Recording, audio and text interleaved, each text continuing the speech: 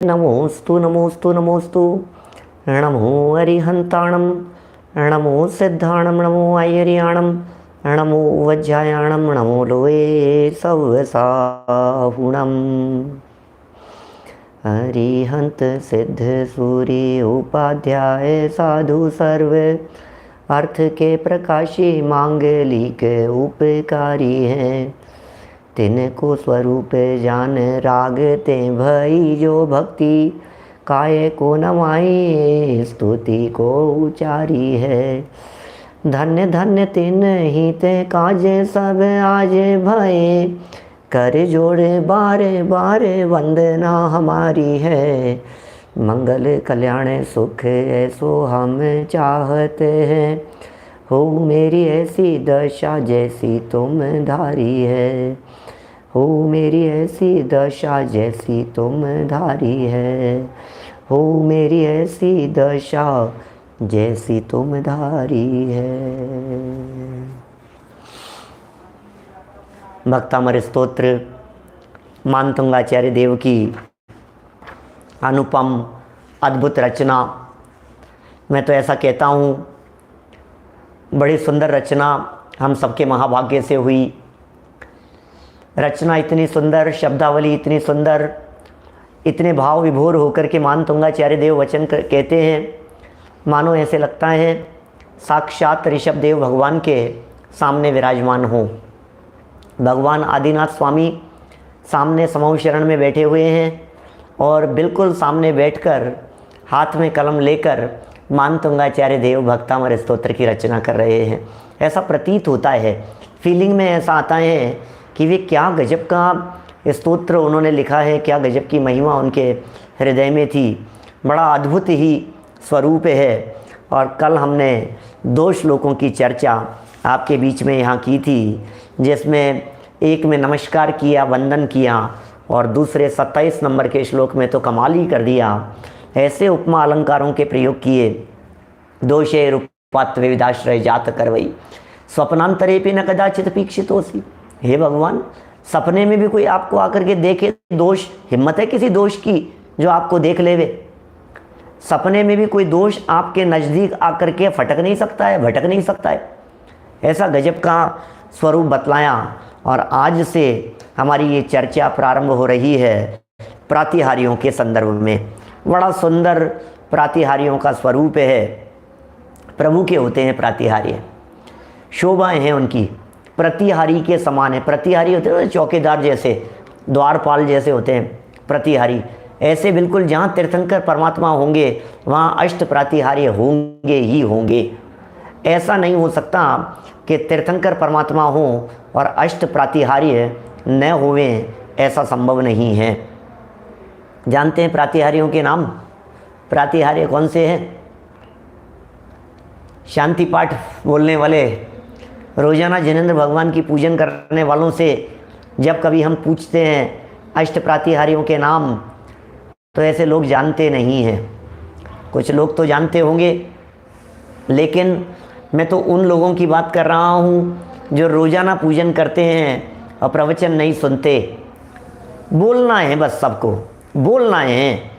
अरे भाई, दिव्य विटप पहुपन की वर्षा, दुंदुभियासन वाणी सरसा, छत्र चमर भामंडल भारी, ये तुव प्रातिहार्य मनहारी।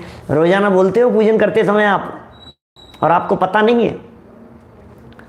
दिव्य विटप, दिव्य विटप माने अशोक वृक्ष, पहुपन की वर्षा, दुंदुभी आसन सिंहासन, वाणी सरसा सरस वाणी दिव्य ध्वनि, और छत्र चंवर भामंडल भारी, ये तुम प्रतिहार्य मनहारी। हे भगवान, ये आपके अद्भुत दुर्लभ अष्ट प्रातिहार्य हैं। ये अरहंतों के प्रतीक हैं। जैन मंदिर में भी जिनेंद्र देव की प्रतिमा के सामने अष्ट प्रातिहार्य होते हैं। अकृत्रिम चैत्यालयों में भी अरिहंत प्रतिमा की पहचान इसी आधार पर होती है कि उसके सामने अष्ट प्रातिहार्य विराजमान होते हैं। चलिए प्रातिहार्यों की महिमा बतलाएंगे क्या? अरे नहीं नहीं, महिमा प्रातिहार्य की नहीं है, महिमा तो ये प्रातिहार्य जिसका है उसकी महिमा है। कुछ ख्याल में आई क्या कह रहे हैं? प्रातिहार्य की महिमा है, प्रातिहार्य की महिमा। अरे प्रातिहार्य की महिमा नहीं है, प्रातिहार्य महिमावाची नहीं है, प्रातिहार्य तो जड़ है, प्रातिहार्य तो पौद्गलिक है। लेकिन ये प्रातिहार्य ऐसे अद्भुत प्रातिहार्य किसके होते हैं, उनकी महिमा है। सुमित जी सांगानेर वाले, किन की महिमा है? ये प्रातिहार्य किसके होते हैं ये बतलाइए। जैसे मान लीजिए चक्रवर्ती का वैभव बतलाएं, और चक्रवर्ती का वैभव बतलाते समय ऐसी खीर, ऐसा ये, इतने रसोइये, तो बोले इससे चक्रवर्ती का क्या है भाई? चक्रवर्ती की महिमा आती है। अच्छा ऐसे रत्न होते हैं, और पता है क्या कैसा कैसा रत्न होता है चक्रवर्ती के पास में। तो चक्रवर्ती के रत्न दिखा करके हमें चक्रवर्ती की महिमा आ रही है ना, समव शरण की महिमा दिखा करके तीर्थंकरों की महिमा आती है ना। ऐसे ही प्रातिहार्य दिखा करके अरहंत भगवान की महिमा बताना चाहते हैं। बड़ा ही सुंदर ऐसे अलंकारिक प्रयोग किए हैं, इतना सुंदर प्रयोग किया है, देख करके ऐसा लगता है जैसे ये तो कोई प्रत्यक्षदर्शी ही ऐसी बातें कह सकता है। नरेंद्र बिजौलिया साहब, हम आप लोगों की ऐसी ताकत नहीं है जो इस तरह का वर्णन कर सकते थे।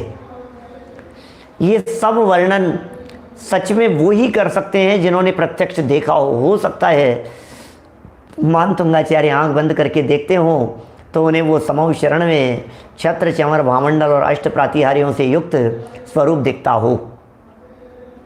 देखिए अशोक वृक्ष प्रातिहार्य की चर्चा है, पहला 28 नंबर का ये श्लोक है। उच्चैरशोक तरु संश्रित मुन्मयूख मा भाति रूप ममलं भवतो नितान्तम् स्पष्टोल्लसत्किरणमस्ततमोवितानं बिंबं रवेरिव पयोधर पार्श्ववर्ती। ओह क्या कह रहे हैं? उच्चई, ऊंचे स्थान पर, बहुत ऊंचा, लंबा चौड़ा। तीर्थंकर परमात्मा के शरीर की अवगाहना जितनी होती है, जितना तीर्थंकर परमात्मा की हाइट होती है उससे 12 गुना हाइट होती है अशोक वृक्ष की। उच्चई, बहुत ऊंचा, विशाल। अशोक तरु, अशोक वृक्ष, नाम ही उसका क्या है? अशोक, जहाँ शोक नहीं हो। अशोक वृक्ष बड़े सुंदर होते हैं। अशोक वृक्ष का जो स्वरूप है शोक रहित है वो वृक्ष। उस वृक्ष के सानिध्य में शोक नहीं है। अरे ये तो ऐसा प्रतीक स्वरूप है कि तीर्थंकर परमात्मा के समागम में आने वाले, उनके सानिध्य में आने वाले जीवों को शोक का काम नहीं होता। शोक जानते हैं आप? किसी इष्ट का वियोग हो जाने पर जो परिस्थिति बनती है उसे शोक कह करके पुकारा जाता है। तत्वार्थ सूत्र महाशास्त्र 6ठे अध्याय में असाता वेदनी कर्म के आश्रम के कारण बतलाते हुए वहाँ लिखा है दुख शोक ताप आक्रंदन वध परिदेवन अन्यात्म परोभय स्थान अन्य असद वेद्यस्य। दुख अलग कहते हैं, शोक अलग है, परिदेवन अलग है, ताप अलग है, आक्रंदन अलग है। सब शब्दों के अर्थ सर्वार्थ सिद्धि नामक ग्रंथ में पूज्यपाद स्वामी ने दिए हैं। शोक किसे कहते हैं? इष्ट वियोग हो गया, ये शोक कहलाता है। ये मानसिक तकलीफ, ये शोक कहलाती है। और पता है हे जिनेंद्र देव, यहाँ तो कोई इष्ट वियोग है ही नहीं आपके, क्या कभी वियोग हो ही नहीं सकता है? हे जिनेंद्र देव, सच में यदि मैं बात करूं, हे जिनेंद्र देव, आपके लिए तो आपके अनंत चतुष्टय ही इष्ट हुआ करते थे। आप अनंत चतुष्टय संपन्न है ना, अनंत ज्ञान, अनंत दर्शन, अनंत सुख, अनंत वीर्य। यही इष्ट है और इसी की प्राप्ति की भावना थी आपकी। अब ये आपको प्राप्त हो गए हैं। अब इनका वियोग होगा क्या कभी लाइफ में? बोले इनका वियोग कभी नहीं हो सकता। हे जिनेंद्र देव, इष्ट का वियोग आपके जीवन में, लाइफ में कभी भी नहीं हो सकता है। इष्ट का वियोग कभी संभव नहीं है आपके जीवन में, इसलिए आप शोक नहीं हो सकता। आपको कभी भी, आपको कभी शोक नहीं हो सकता। अरे आपके चरणों की शरण में समागम और सानिध्य प्राप्त करने वालों को भी कभी शोक की अनुभूति नहीं होती, क्योंकि प्रभु आप मिल गए। क्या आप मिल गए? अब किसका शोक है? अब किसके वियोग की चिंता करें हम? अब किसी का वियोग नहीं है। अरे इष्ट तो आप हैं, आप तो परम इष्ट हैं हमारे लिए, परमेष्टि है ना, परम इष्ट हैं। हे जिनेंद्र देव, ऋषभ देव स्वामी, आप परम इष्ट हैं और आपकी ये अवस्था कभी छूटेगी नहीं। आप हमेशा शादी अनंत काल के लिए सिद्धालय में विराजमान रहेंगे। आपका स्मरण जब करेंगे तब आप सदा काल मौजूद हैं। इसलिए शोक की किसी भी प्रकार की कोई परिस्थिति न हो, ऐसा प्ररूपित करने वाला, ऐसा प्रदर्शित करने वाला आपका ये अशोक तरु मानो सूचित कर रहा है उस अशोक पने को। और देखिए, संश्रित, उसके आश्रित बैठे हुए, आप अशोक तरु के नीचे बैठे हुए हैं ना। संश्रित माने उसके आश्रित, आप अशोक वृक्ष के नीचे विराजमान है। देखना जरा, कवि की कल्पना देखिए, आचार्य देव की कल्पना देखिए, उनकी विचार चिंतन शक्ति को देखिए, उनके चित्त की परिकल्पना को देखिए। आपको ऐसा लगेगा क्या गजब चित्रण किया है, सब क्या सोच, देखो आप कैसी है। मुन मयूख माभाति रूप ममलम भवतो नितांतम। भवतो, सेकंड लाइन का शब्द देखना बीच में, भवतो मतलब आपका, भवतो माने आपका, रूपम अमलम, अमल मल रहित आपका रूप, आपका निर्मल स्वरूप। भवतो माने आपका, रूपम अमलम, अमल रूप, नितांतम अत्यंत निर्मल रूप, आभाति सुशोभित हो रहा है। क्या? माँ भाति रूप अमलम, आभाति सुशोभित होना, सुशोभित हो रहा है। कैसा कैसा कह रहे हैं आप, कैसे और कैसा? उन्मयूखम, उन्मयूखम मतलब ऊपर की ओर किरणें बिखेरता हुआ। अभी नीचे परिकल्पना करेंगे, नीचे एग्जाम्पल देकर के चर्चा करेंगे, नीचे उसको घटित करेंगे। देखना, ऐसा लग रहा है अशोक वृक्ष विराजमान है, आप बैठे हुए हो और सामने दर्शक, सामने भक्त भक्ति करने की भावना से जैसे ही उन्होंने आपको आकर के देखा, अब ऐसा लग रहा है आप में से किरणें निकल रही है। आप बैठे हुए हैं और कैसे हैं आप? अत्यंत निर्मल आपका रूप, और उनमें से ऊपर की ओर, आप अशोक वृक्ष के नीचे बैठे हैं, आप में से ऊपर की ओर किरणें निकल रही है। और अशोक वृक्ष है ना, तो वृक्ष के पत्तों में से छन कर के वो किरणें कैसी निकल रही होगी, जरा सोचिए आप हैं? कैसी किरणें निकलती होगी, कैसा स्वरूप होगा। जैसे कभी कभी ऐसा होता है ना, बादलों में से छन करके सूर्य का प्रकाश ऐसे छन छन करके आ रहा हो, ऐसे दिख रहा हो, कैसा अद्भुत रूप दिखता होगा। बस उस रूप सौंदर्य की चर्चा यहाँ इसमें की है, उस सुंदरता की चर्चा, उस सुंदरता की परिकल्पना यहाँ पर की गई है। महेंद्र कुमार जी साहब कोटा वाले, देखो क्या कह रहे हैं।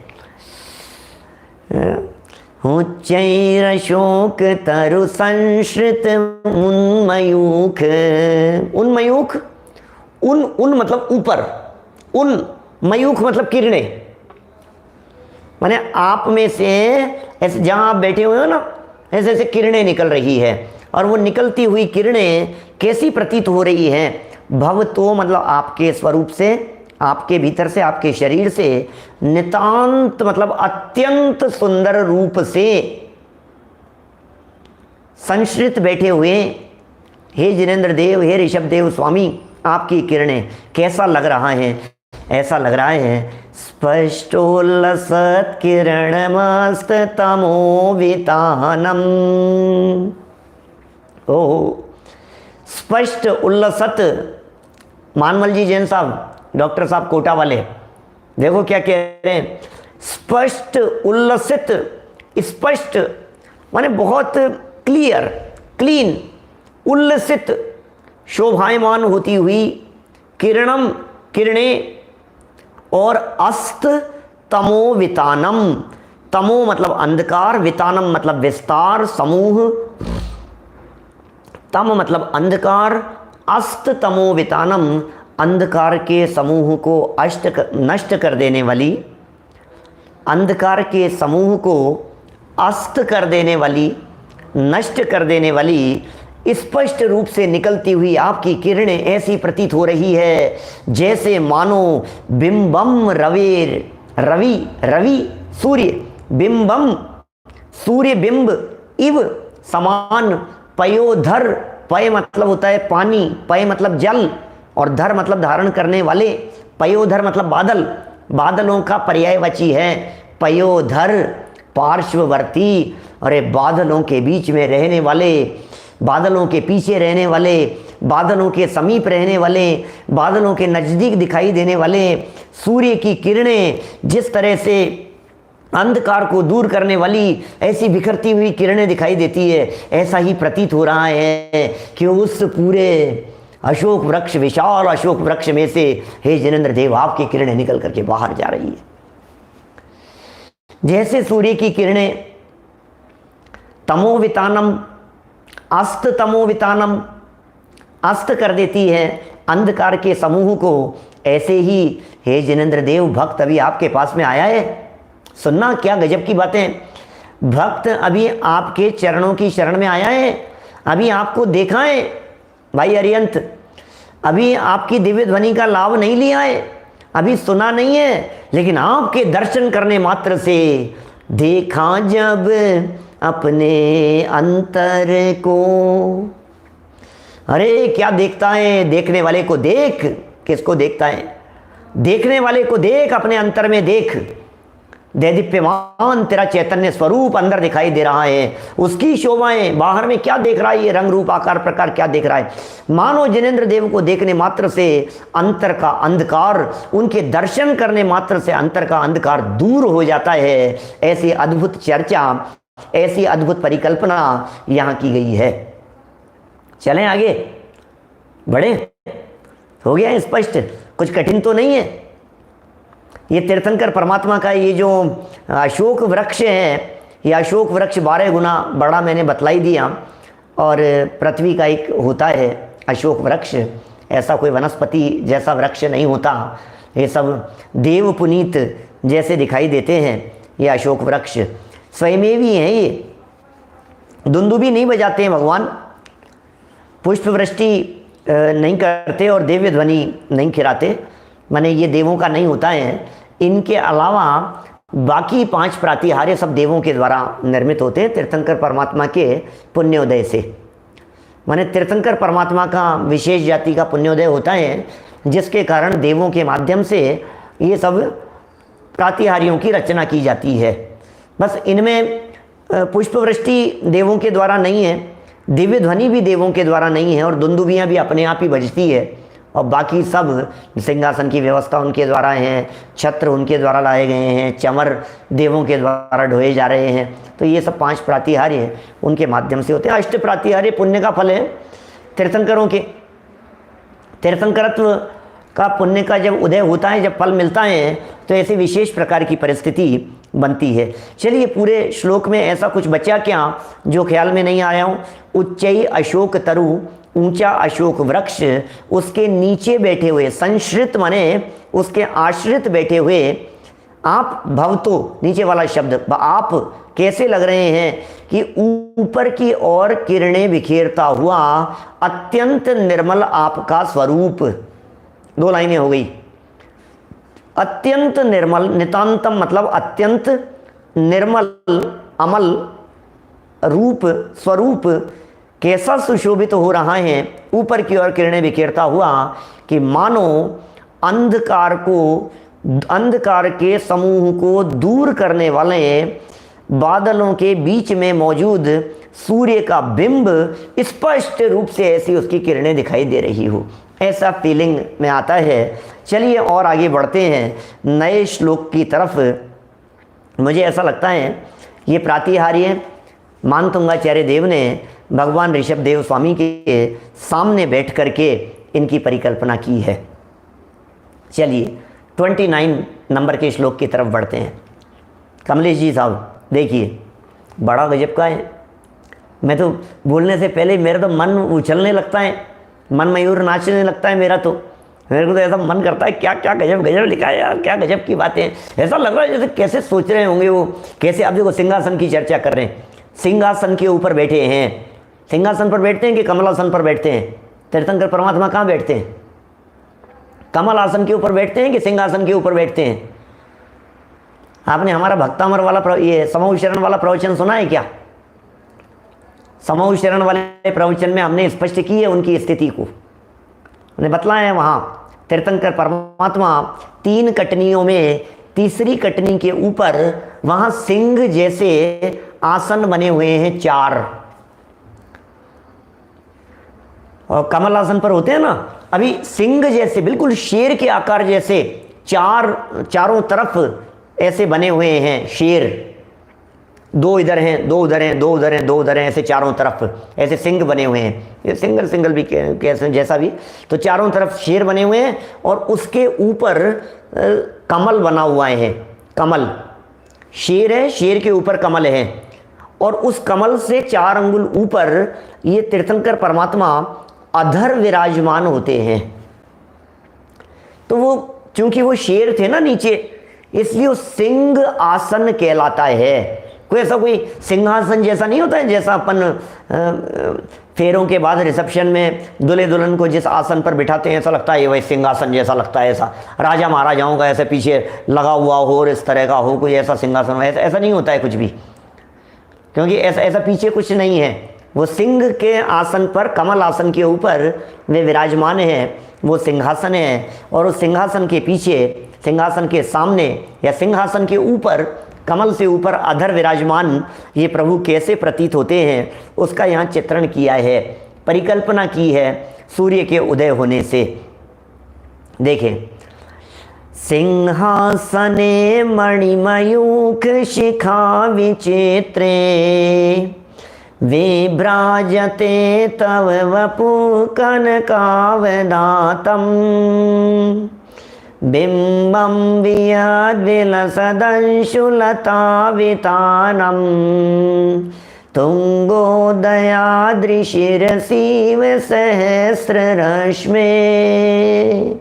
ओहो, क्या कह रहे हैं? सिंहासने, सिंहासन पर, सिंहासने सप्तमी विभक्ति का प्रयोग है ना। सिंहासन पर मणि, मणियाँ, मयूख माने बहुत, वही किरणें, उन्मयूख था पिछले श्लोक में उन्मयूख था, ऊपर की ओर किरणें, और यहाँ मयूख कह रहे हैं माने सिर्फ किरणें।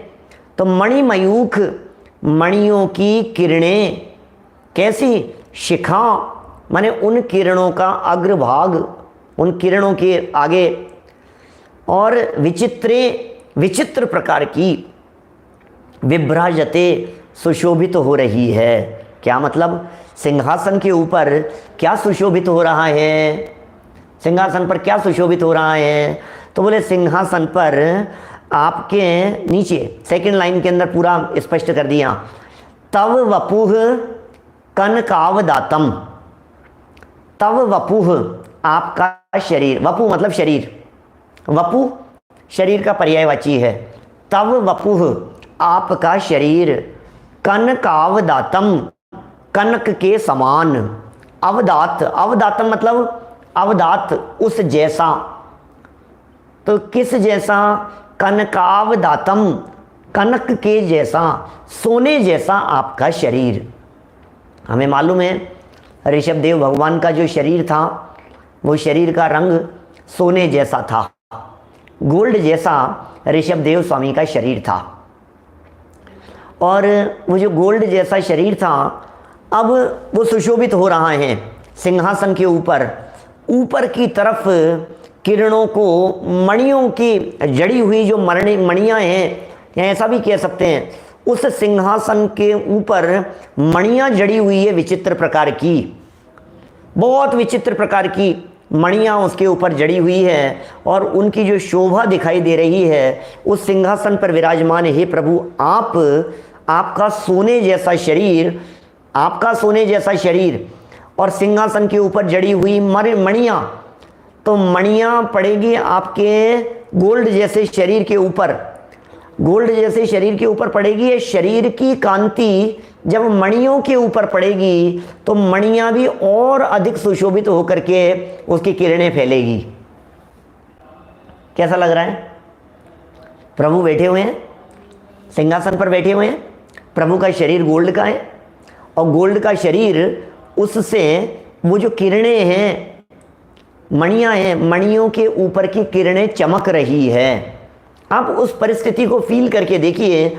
सेकंड नीचे, थर्ड और फोर्थ लाइनें जब पढ़ेंगे ना, तो आपको ऐसा स्वरूप दिखाई देगा। बिंबम वियद्विलसदंशुलतावितानम तुंगोदयाद्रिशिरशिव सहस्ररश्मे। ओह, क्या कह रहे हैं ये? बिंबम, बिंब है, कैसा बिंब है? किसके बिंब की बात कर रहे हैं? सहस्र रश्मे, हजारों किरणों वाला। कौन है? सहस्त्र किरणें, सहस्त्र रश्मे, बिंबम माने सूर्य का बिंब। वियत, वियत, वियत मतलब आकाश, वियत कहते हैं आकाश को। वियत विलसत, वियत विलसत शब्द देखना मनोज जी साहब, शब्द देखिए क्या लिख रहे हैं। वियत विलसत अंशुलता वितानम, क्या शब्द दे दिए हैं? बिंबम माने बिंब, बिंबम माने बिंब। चांदवाड़ जी साहब, विनय सिंह जी देखना, बिंबम माने बिंब। वियत, वियत माने आकाश में, विलसत सुशोभित होना, माने आकाश में एक बिंब सुशोभित हो रहा है। कैसा बिंब सुशोभित हो रहा है? अंशु, अंशु मतलब किरण, लता वितानम लताओं के समूह से, किरण किरणों की लताओं के समूह से बिंब आसमान में शोभायमान हो रहा है, किरणें बिखेरता हुआ। एग्जाम्पल देखना, फिर तीर्थंकर परमात्मा के ऊपर घटित करेंगे और क्या कहना चाहते हैं और कैसा प्रतीत हो रहा है, इस चीज़ को बिल्कुल फील करने की कोशिश करना। संजीव जी साहब, बिल्कुल ऐसा लाइव चित्रण किया है मानतुंगाचार्य देव ने कि तुंगो दयाद्रि शिरसीव सहस्त्र रश्मे, ऐसा प्रतीत हो रहा है। तुंग, उतुंग, तुंगो दयाद्रि, तुंग कहते हैं पर्वत को, ऊंचा, तुंग मतलब ऊंचा, तुंगो दयाद्रि माने पर्वत खड़ा है मानो उदयाचल, उदयाचल से, और उसके शिरसीव शिखर पर से, शिरस इव, शिरस इव शिर शिखर पर से, पर्वत के शिखर पर से सहस्त्र रश्मि का उदय हो रहा है। ऐसा लग रहा है सिंहासन पर बैठे हुए, पहले कैसा था? उतुंग माने ऊंचा, है ना? अभी देखो उतुंग, तुंग, उत्तुंग है ऊंचे, और उदयाद्रि उदित होते हुए। ऐसा ऐसा देखो फीलिंग कैसा करना है अपने को, जैसे ऋषभ देव भगवान सिंहासन पर बैठे हुए ऐसे लग रहे हैं, उनकी निकलती हुई किरणें ऐसी लग रही है। सुदीप जी, ऐसी किरणें लग रही है, ऐसी फीलिंग में आ रहा है मानो सूर्य का बिंब पर्वत के पीछे से उदित हो रहा है, ऐसा। अब तुंग, अब उतुंग पर्वत क्या कहें, मेरू पर्वत की बात कह सकते हैं, वास्तव में तो यहाँ निषद पर्वत की चर्चा है। निषद पर्वत है ना, इसको तुंगोदयाद्रि कहते हैं, निषद को। वहाँ से सूर्य उदित होता है, निषद पर्वत से। जम्बू द्वीप की रचना यदि आपको ख्याल में होगी तो आपको पता लगेगा, अपने यहाँ जो भरत क्षेत्र में सूर्य उदित होता है वो निषद पर्वत से उदित होता है। अब निषद पर्वत, आप निषद पर्वत का कलर कौन सा है भाई साहब? निषद पर्वत का कलर, तो निषद पर्वत का कलर है तपाए हुए स्वर्ण के समान। हेम अर्जुन तपनीय वैडूर्य रजत हेम मयाह, ये तत्वार सूत्र का सूत्र है। तो हेम है, अर्जुन है, तपनीय तपाया हुआ गोल्ड जैसा लालिमा सहित ऐसा है वो कलर उसका पर्वत का, बिल्कुल गोल्ड जैसा ही है वो तपनीय वो पर्वत। अब सूर्य उसके पास से निकलता है, निषद पर्वत के पास से। संजय जी साहब, अभी वो सूर्य उस निषद पर्वत के नजदीक से जब उदय को प्राप्त होता है तो सूर्य के ऊपर निषद पर्वत की झाई परछाई आभा पड़ती है, तो सूर्य उदित होता हुआ लालिमा सहित दिखाई देता है। आप देखना सूर्योदय के समय जो सूर्य है उसका कलर और दोपहर में 12-1-2 बजे के आसपास के सूर्य का कलर आपको जमीन आसमान का अंतर दिखाई देगा। यह अंतर किस वजह से है?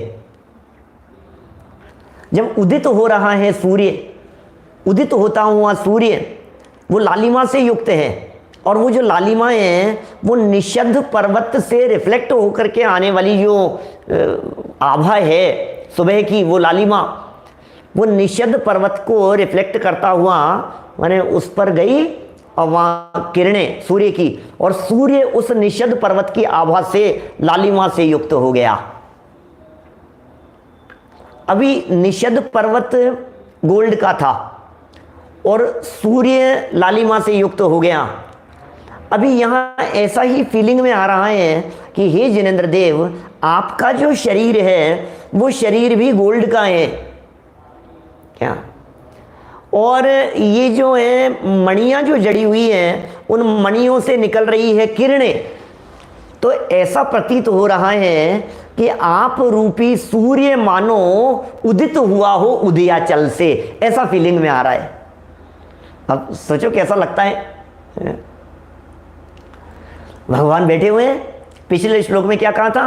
प्रभु बैठे हुए हैं और अशोक वृक्ष है, अशोक वृक्ष में से, और कितना प्रैक्टिकल है, कहीं जैसे प्रकाश पुंज हो, मान लीजिए टॉर्च हो, लाइट हो, और कोई चलनी हो मान लीजिए, तो चलनी में से छन छन करके जाएगी ना, उसके प्रकाश जैसे जाएगा, तो ऐसे अशोक वृक्ष में से छन करके आपकी रोशनी ऐसे बाहर निकल रही हो, ऐसा एग्जाम्पल दिया, ऐसी बात कही पिछले श्लोक में। अब यहाँ क्या कह रहे हैं?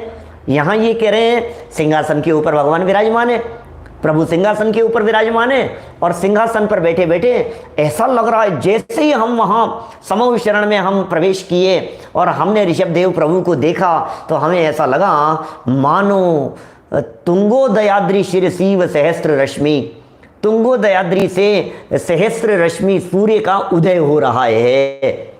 उदयाचल से उदित होते हुए सूर्य की उपमा दे रहे हैं। अरे प्रभु, आपके चरणों के समागम में आने पर यहाँ रत्नत्रय का उदय होता है, यहाँ सम्यक दर्शन का उदय होता है, यहाँ सुख का उदय होता है, यहाँ संवर और निर्जरा का उदय होता है। मानो प्रभु कर्म निर्जरित होते हैं, अंधकार विनाश को प्राप्त हो जाता है, और अंदर की किरणें माने ये जो रत्न है, चैतन्य रत्न के, रत्नाकर के रत्न दर्शन ज्ञान चारित्र, उनकी किरणें ऐसी प्रकाशमान होती हुई उदित होती हुई दिखाई देती है। अरे नया जन्म हो जाता है। उदित होने का मतलब मानो नया जन्म हो जाना, जन्म बदल गया है मानो भव्य प्राणी का, जो आपके चरणों की शरण में आ गया है। ऐसे गजब की बातें लगती है, सुन सुन करके ऐसा लग रहा है यार कब चलो वहाँ समूह शरण में, कब चल करके देखो वहाँ ऋषभ देव भगवान, अरे जो भी सिमंदर भगवान के समूह शरण में चलो, यहाँ से देवगति में जाएं और देवगति से फिर वहाँ सिमंदर भगवान के, युगमंदर स्वामी के, बाहु स्वामी के, सुबाहु स्वामी के हैं, उनके समूह शरण में जाकर के कैसा महसूस करते होंगे, कैसा फीलिंग में आता है, देख देख करके ऐसा लगता होगा। ये ऐसा जीवंत चित्रण किया है, तो देख करके ऐसा लग रहा है मजा आ गया भाई साहब, कुछ अद्भुत बातें हैं, कुछ अद्भुत दृश्य दिखाई दे रहे हैं। देखो महिमा सिंहासन की नहीं है, ध्यान देना, सिंहासन की नहीं है महिमा, लेकिन सिंहासन पर विराजमान प्रभु कैसे दिख रहे हैं। सिंहासन पर विराजमान। अरे ये तो आपका बहिरंग स्वरूप ऐसा दिख रहा है, आपके शरीर की कांति की बात कर रहे हैं। अभी चैतन्य प्रकाश की बात करो, फिर तो बात ही क्या होगी। अंदर में चेतना के प्रकाश की बात करो, वो तो पूर्ण सूर्य अंदर में दैदीप्यमान है। और जिसके अंदर में सूर्य उग गया हो, चैतन्य सूर्य का प्रकाश हो, उनकी देह कितनी दैदीप्यमान होती है, कितनी चमकदार होती है। स्फटिक मणि जैसी ऐसी ऐसी दिखती है, परम औदारिक शरीर है, दिव्य कांति से युक्त है प्रभु। ऐसे जहां बैठे हैं और जो व्यक्ति जिधर से देखता है, चारों तरफ 12 सभाएं लगी हुई है और 12 सभाओं में बैठे हुए जीवों को सबको ऐसे लगता है प्रभु मेरी तरफ ही देख रहे हैं। पीठ नहीं होती है उनके प्रभु के, ऐसे कोई उनका बैक पोर्शन नहीं होता है, दिखाई नहीं देता है ऐसा। दिनेश सिंघई जी साहब, कोई बैक में जाकर के, पीछे जाकर के देखो तो कैसा, अरे पीछे क्या कहा, सभी पीछे नहीं है, सब आगे ही आगे हैं उनके। जो देखो वो जिधर से देखोगे बस प्रभु दिखाई देंगे, ऐसा अद्भुत स्वरूप है। सूर्य के प्रकाश की यहाँ बात कह दी, अंधकार के नाश करने की बात कह दी। उदित होते हुए सूर्य के, उदित होते हुए सूर्य में बड़े गजब के चमत्कार होते हैं, मालूम है आपको। दिन का जो सूर्य है और सुबह उदित होता हुआ सूर्य है, ऐसा भी कहते हैं उदित होते हुए सूर्य को आप नंगी आंखों से देखिए, लगातार एक टक देखिए, आपके नेत्रों का प्रकाश बढ़ जाएगा, बीमारियां दूर हो जाएगी। विटामिन डी की बात करते हैं, सूर्य के प्रकाश से जो विटामिन डी मिलता है, क्या ऐसा तो कहीं नहीं मिलेगा। ऐसे ही हे जिनेंद्र देव, आपके समागम से इन भव्य जीवों को विटामिन डी मिलता है। अरे ध्यान करते हैं, अरे धन्य महसूस करते हैं, धन्य हो जाते हैं आपके चरणों की शरण में आकर के। ये सूर्य से मिलता है इस देह को विटामिन डी, और आपके समागम से मिलता है विटामिन डी माने दिव्य ध्वनि, ये आपके समागम से प्राप्त होती है। ऐसा विटामिन मिलता है, पोषण मिलता है भव्य जीवों को, ऐसा पोषण मिलता है। अद्भुत अद्भुत है, अद्भुत है। माने इनकी तो जितनी चर्चा करो, एक एक श्लोक के अंदर डूब जाओ, समा जाओ, तो मन ऐसा लगता है कि क्या गजब की बातें कह दी है भाई साहब। चलो आगे एक श्लोक और लेना है अपने को, चंवर की चर्चा करें। एक एक में ऐसा लग रहा है, एक एक में इस तरह का फील हो रहा है कि मानो उन चंवर को देख करके, उन छत्र को देख करके, उन भावंडल को देख करके, उन प्रातिहारियों को देख करके झरती हुई दिव्य ध्वनि कैसी प्रतीत होती है हर जगह पर, हर श्लोक में। अभी चलेगी, अपनी 3 दिन चलेगी, अभी तो आज तो 3 हुए हैं, कल 3 होंगे, परसों 3 होंगे। फिर सिंहासन कैसा प्रतीत हो रहा है, अशोक वृक्ष कैसा प्रतीत हो रहा है। अब देखिए चंवर की चर्चा करते हैं, चंवर कैसे लगते हैं प्रभु। ये चंवर आपको देख रहे हैं तो आपके ऊपर ढुरते हुए ये चंवर कैसे प्रतीत हो रहे हैं, जरा देखिए। श्लोक नंबर 30 नंबर के श्लोक की तरफ बढ़ते हैं। ये हो गया ना, ये सिंहासन वाला, कुछ बचा नहीं इसमें। मेरे ख्याल से सब बातें हो गई। जो श्लोक का अर्थ, जब भी इसका पाठ करो, जब भी इसको बोलो, आपके दिमाग में वो पिक्चर खींचना चाहिए, पिक्चराइजेशन होना चाहिए। मुंह से पाठ बोलते रहें और स्वरूप ही ख्याल में नहीं आ रहा है, क्या बोल रहे हैं, कैसा लग रहा है। जब आप ऐसा बोल रहे हो ना, सिंहासने मणिमयूख शिखा विचित्रे विभ्राजते तव वपुः कनकावदातं बिंबं वियद्विलसदंशुलतावितानं तुंगोदयादृशिरसीव सहस्ररश्मे। बस ये 4 लाइनें बोल रहे थे और बोलते बोलते हमारे को वो बस रूप दिखाई देने लगा। प्रभु बैठे हुए हैं, सिंहासन पर बैठे हुए हैं, क्या चमक रहा है उनका कनकावदातम, स्वर्ण जैसा चमकता हुआ उनका शरीर, और ऐसा कैसा प्रतीत हो रहा है हमारे को जैसे वो सूर्य उदित हो गया हो। ऐसा अभी सूर्य के उदित होने की बात कही, अब यहाँ चंद्रमा की चर्चा देखो। देखिए क्या कह रहे हैं, 30 नंबर। कुंदावदात चल चामर चारु शोभम विभ्राजते तव वपुः कलधौत कांतम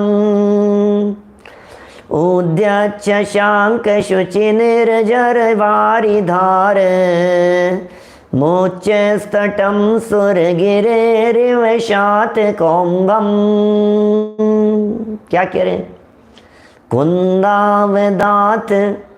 अब प्रतीक है सब, और देख रहे हैं कैसी चर्चा होगी। कुंद, कुंद जानते हैं आप? कुंद अवदात, अवदात मतलब उसके जैसा। अभी पीछे भी है ना अवदात।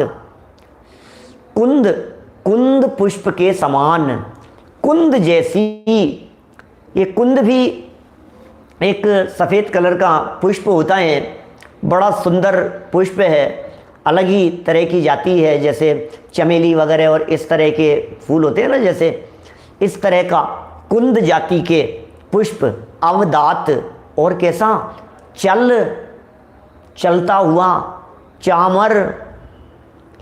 कुंदावदात माने कुंद पुष्प के जैसा, श्वेत सफेद, चल चामर। चामर कैसे? चामर, चमर ऐसे नहीं, ऐसे टंगे हुए चंवर टंगे हुए, अरे नहीं, चलते हुए चंवरों की बात कर रहे हैं। चल मतलब ढुरते हुए चंवरों की बात कर रहे हैं। चल चामर, एक तो स्थिर है चंवर, लगा दिए अपन ने, टांग दिए भैया वेदी पर, दोनों तरफ अपन ने चंवर टांग दिए हैं, तो वेदी पर दोनों तरफ चंवर टके हुए हैं, तो ये चंवर स्थिर हो गए। अभी कह रहे नहीं नहीं नहीं, चलते हुए। तो चल मतलब कभी नीचे होते हैं, कभी ऊपर जाते हैं, कभी नीचे होते हैं, कभी ऊपर जाते हैं, ऐसे ऐसे चंवर जब ढोए जा रहे हैं, ढुर रहे हैं, ढुरते हुए चंवरों की बात कर रहे हैं। चल चामर, चारु मतलब सुंदर, चारु, चारुवाक कई बार कहा है। चारु मतलब सुंदर, अवदात मतलब उसके जैसा, उस जैसा, उसके समान। कुंदावदात कुंद जैसा, चलित होता हुआ चमर। चमर ढोने का मतलब नहीं समझते आप? चमर इसके जब इसको चमर ढोना कहते हैं इसको। चमर पकड़ करके जब उनको अपन ऐसी भक्ति कर रहे होते हैं तो चमर ढोना कहलाता है। तीर्थंकर प्रभु के 64 चमर होते हैं। तीर्थंकरों के जो 64 चमर होते हैं, ये एक एक दिशा, चारों दिशाओं में और चारों विदिशाओं में, ऐसे 8 दिशाओं में सब तरफ 8 8 8 8 8 8 8।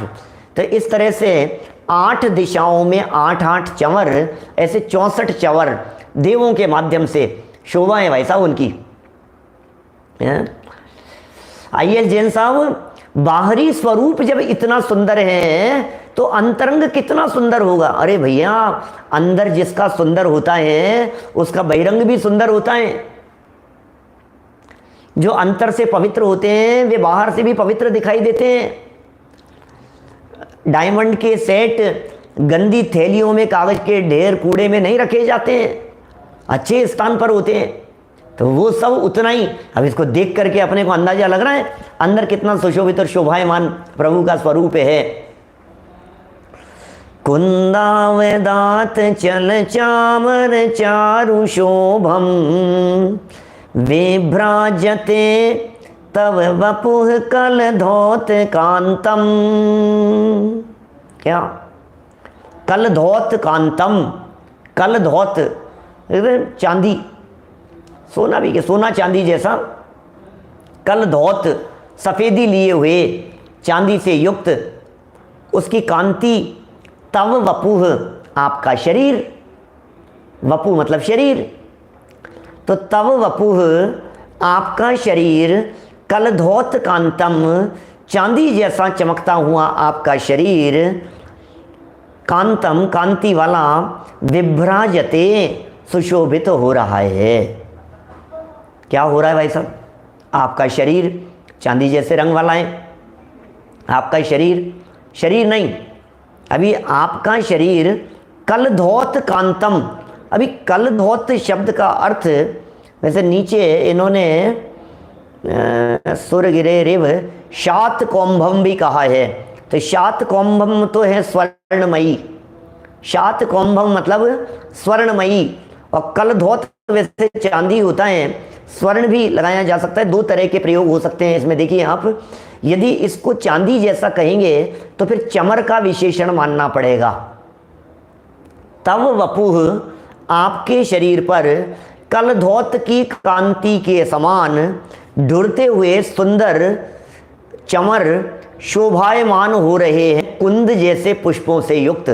कुंद के पुष्पों के समान, पुष्प नहीं है, रियल पुष्प नहीं है, सब देव पुनीत हैं, देवों के द्वारा हैं, माने इनमें कोई रियल पुष्प वगैरह होते नहीं हैं। और ये सब इतने सॉफ्ट होते हैं कि सच में वायु कायिक जीवों की विराधना भी नहीं होवे। नहीं तो ऐसा आपको लगे, नहीं तो अपन तो ऐसे जब ताली बजाते हैं ना, तो ताली बजाने के अंदर भी अपने को ऐसा लगता है जैसे कुछ जीवों की हिंसा नहीं हो, ऐसा लगता है। अभी तो सब भक्ति के प्रसंग होते हैं, सब तालियां भी बजाई जाती है, नृत्य गान भी होते हैं, सब कुछ होते हैं, लेकिन वो चंवर उनसे जीवों की विराधना नहीं होती, इतने सुकोमल होते हैं, वो इतनी कोमलता से युक्त हैं।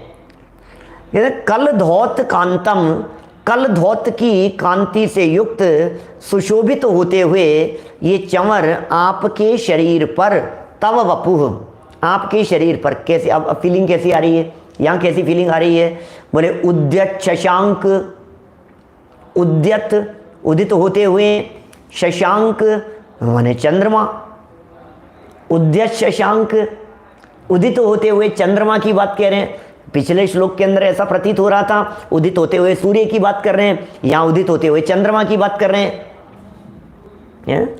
उद्यत शशांक शुचि माने पवित्र, शुचि निर्झर झरते हुए, वारी धारे पानी की धार के समान, माने चंद्रमा से पानी की धार झर रही। आप जानते हैं एक चंद्रकांत नाम की मणि होती है क्या, चंद्रकांत मणि, एक सूर्यकांत मणि होती है, एक चंद्रकांत मणि होती है। पूर्णमासी के या चंद्रमा के किरणें जब उस चंद्रकांत मणि के ऊपर पड़ती है तो पानी की धार उसमें से फूट पड़ती है, चंद्रकांत मणि से। तो प्रभु आपको यहां चंद्रकांत मणि जैसे की उपमा दे रहे हैं। अरे सूर्य जैसा कहा, और ऐसा लग रहा है जैसे चंवर आपके ऊपर आए, क्या चंवर आपके ऊपर आए। वियत माने तो आकाश होता है।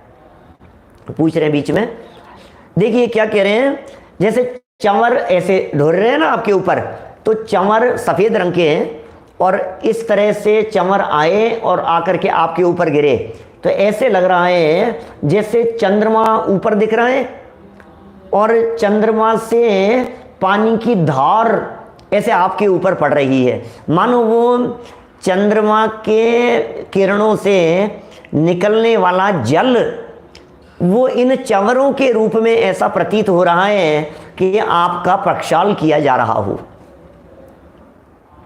कलधौत कांतम मुच्चे स्तटम सुरगिरे रिव शात कौम्भम, सुरगिरे, सुरगिरी के ऊपर बाल तीर्थंकर को मेरू पर्वत पर बिठा करके, जिस तरह से ऊंचे तट पर बिठा करके, उच्चे स्तटम ऊंचे तट पर विराजमान किया बाल तीर्थंकर को, बाल तीर्थंकर को ऊंचे तट पर विराजमान किया। सुरगिरे इव जैसे मेरू पर्वत पर ऊंचे शिखर पर बाल तीर्थंकर को विराजमान किया, और शात कौम्भम स्वर्णमयी कलश से जल की धारा उनके ऊपर डाली जा रही हो। शात कौम्भम स्वर्ण जैसे कलश से जल की धारा प्रभु के ऊपर डाली जा रही है। अब जो कलश है वो कलश तो है गोल्ड का, और जो जल की धारा पड़ रही है वो है सिल्वर की, वाइट कलर की। पानी है ना, क्षीर समुद्र का जल है तो वो सफ़ेद है।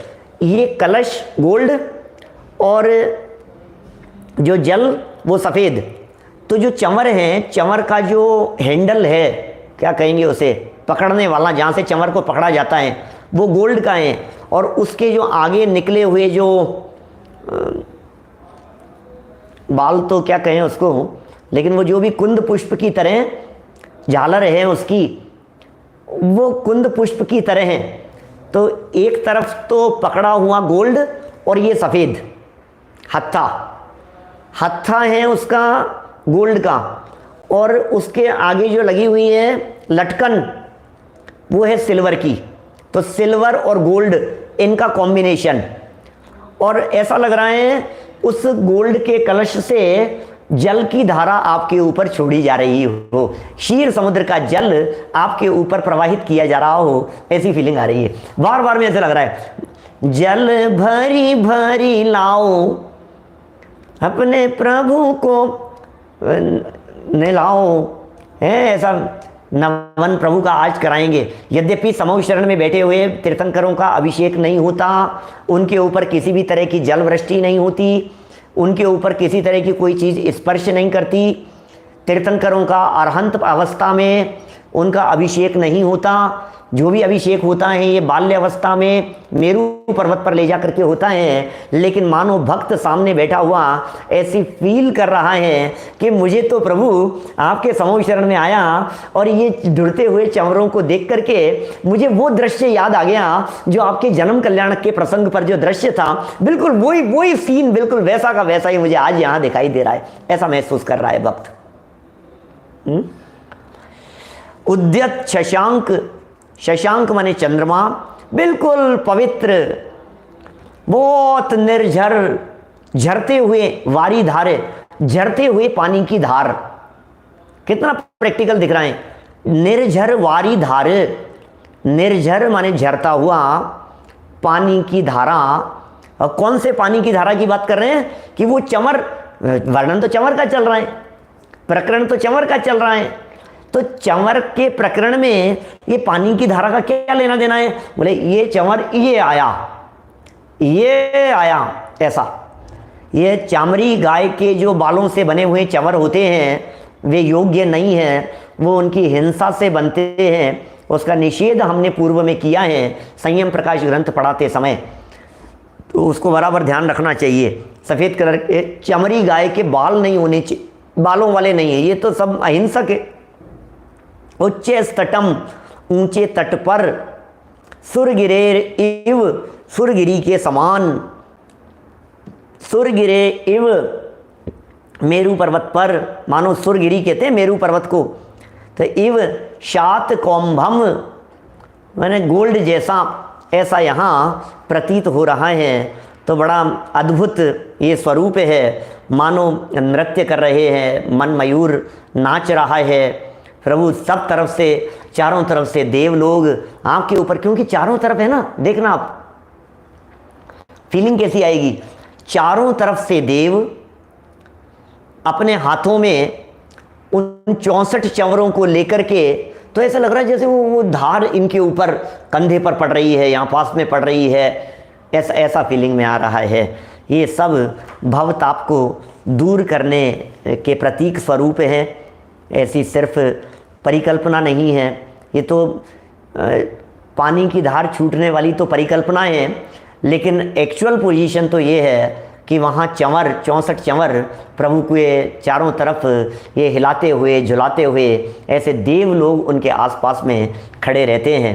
ये बिल्कुल ऐसा अद्भुत मनोरम दृश्य वहाँ दिखाई देता है, और ऐसा लग रहा है जैसे वो जल की धार आपके ऊपर पड़कर आपका प्रक्षालन कर रही है। प्रभु इसी तरह से आपने मोह मल का प्रक्षालन कर दिया है, मोह रूपी मल आपका धुल गया है, और आपके जो भक्त आपके शरणों की शरण में आए हैं, मानो आपको देख देख करके वे भी ऐसी अनुभूति कर रहे हैं कि अंतर में पवित्रता होती चली जाए। तो इस तरह ये 3 श्लोकों तक की हमने यहाँ चर्चा की है, 3 प्रातिहार्यों की चर्चा की है। इसी तरह के सुंदर प्रातिहार्यों की और चर्चा छत्र क्या कह रहे हैं, दुंदुभी क्या कह रही हैं, पुष्प वृष्टि आखिर क्या कह रही हैं, और एक गजब का ही वर्णन, गजबी का स्वरूप बतलाया है, उन सब की चर्चा अपन कल यथा समय करने वाले हैं।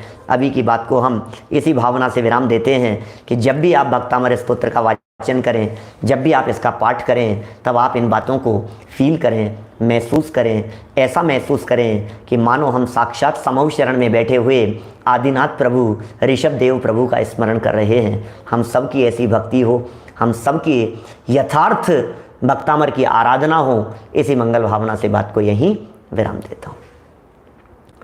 जावाणी के ज्ञान ते सूझे लोकालोक, सोवाणी मस्तक नमो, सदा देत हूँ ढोक, सदा देत हूँ ढोक।